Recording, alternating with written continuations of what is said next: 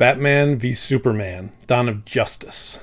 Hey everybody, I'm Chad, and today I'm reviewing the 2016 movie Batman vs. Superman: Dawn of Justice. This film stars Ben Affleck, Henry Cavill, Amy Adams, Jesse Eisenberg, and Gal Gadot. The theatrical version is rated PG-13 for intense sequences of violence and action throughout, and some sensuality. The ultimate version is rated R for sequences of violence.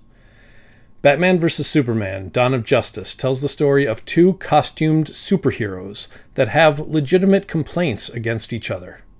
These legitimate complaints are fueled by some kind of plot against Superman to make him look like a bad guy, and Batman's descent into lawlessness brought on by his disappointment with society and extended personal grief over the death of his parents.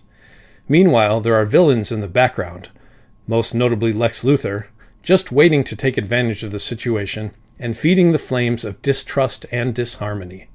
Now the two heroes must see if they can settle their differences with words and fists in order to keep the real villains from succeeding in their nefarious plots. Oh, and Wonder Woman's in it too. Batman vs. Superman is a follow-up to the 2013 film Man of Steel, and is the first in a series of films featuring members of DC Comics' Justice League. And just in case there was any doubt, they gave this movie the not-so-subtle subtitle, Dawn of Justice. This actually leads to one of my biggest problems with the movie. There is way too much story to tell.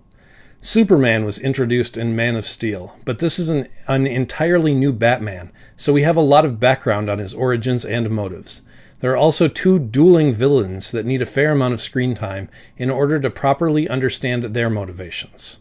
All of this might have been okay, except that because of the Justice League angle, they also need to lay out the foundation for those future movies by introducing another major character, Wonder Woman, and alluding to several more that will probably appear in future Justice League films. Another complaint that I have is that this movie takes itself altogether too seriously. I was especially struck at one point pretty early in the film, where everything is realistic, gritty crime drama. And then there's the extreme contrast of a Batarang, one of comic book Batman's most iconic weapons, lodged in the wall like some kind of calling card. This film really could have used a little more levity. My last complaint is that there seem to be at least two entirely unnecessary scenes. In one scene, a character does something that sort of makes sense but doesn't really seem necessary for the story. And then just a bit later, they have to go and fix it. Why put that in?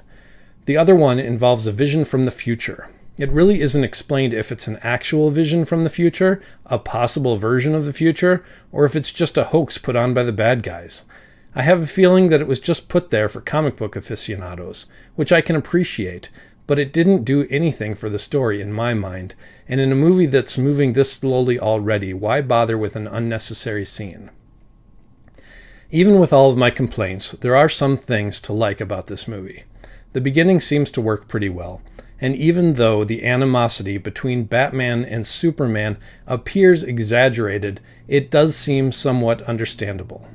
Also, the epic fight between the two superheroes is a lot of fun, and even though the final battle does tend to last a bit long, it is really cool to see Wonder Woman join in on the fight.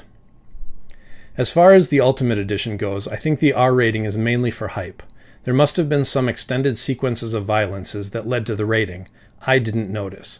But most of the new material is in the way of additional scenes for character development and plot enhancement in the early part of the movie. And they could have easily made a PG-13 extended version that would have added nearly as much.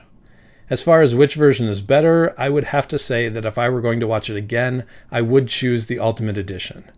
Even though the editing of the theatrical version seems to flow just a little better in the beginning of the film, I think that things just make more sense with the additional footage.